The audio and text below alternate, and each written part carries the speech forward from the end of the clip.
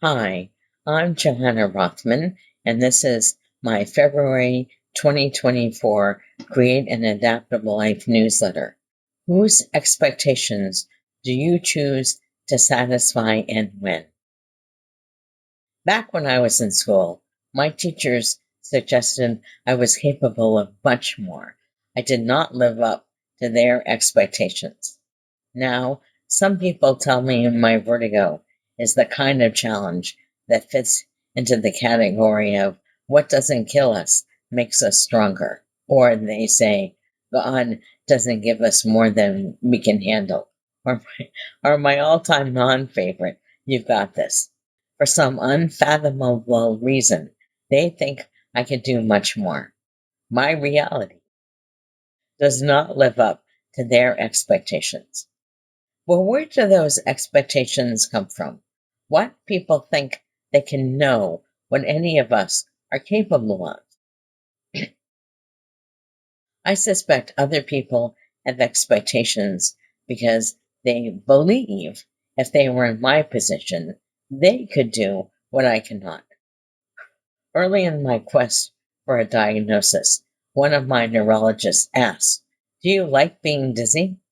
His question shocked me into silence for a good 20 seconds. I wasn't sure what to do with his lack of empathy. It's reasonable for us to have expectations, beliefs of people with certain kinds of power. For example, I can expect leaders and managers to act in reasonable ways. At least, maybe I hope that they do. They might not know what to do in certain situations, or their actions might disappoint me, even if reality does not match my beliefs and expectations of them. However, for those of us without title-based power, it's not reasonable for us to expect more of people without knowing more about them.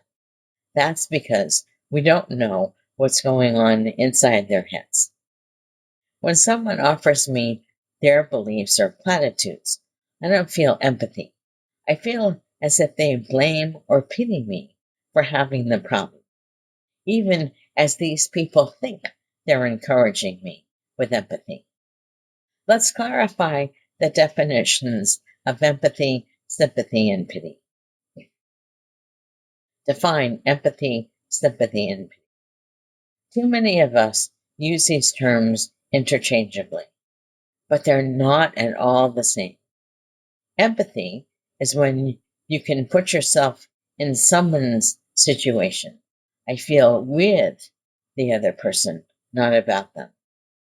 Sympathy is when I feel grief or sorrow with another person. Pity is when I feel sorrow for or about another person.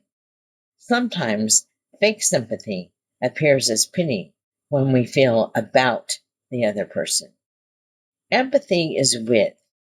The other stances are too often about. That distance often creates a mismatch of expectations. Then there are our emotions. I wonder if my teachers were jealous of what they thought my capabilities were. Maybe they were frustrated with my apparent lack of progress or caring. Upon reflection, I am sure my doctor was frustrated at his inability to help me manage my vertigo.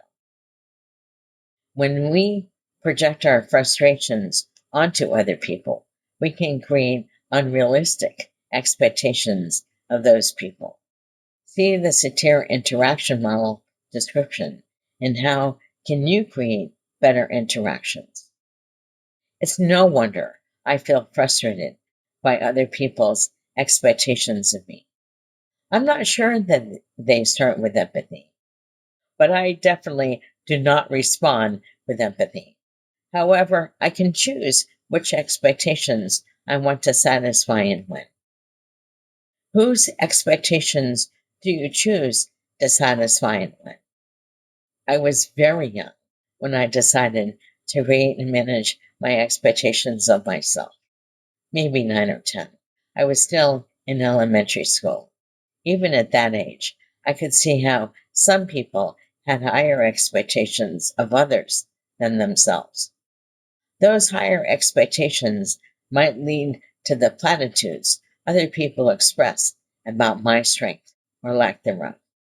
Instead, I ask myself how I can create realistic expectations of myself that allows me to work hard and know how to satisfy those expectations.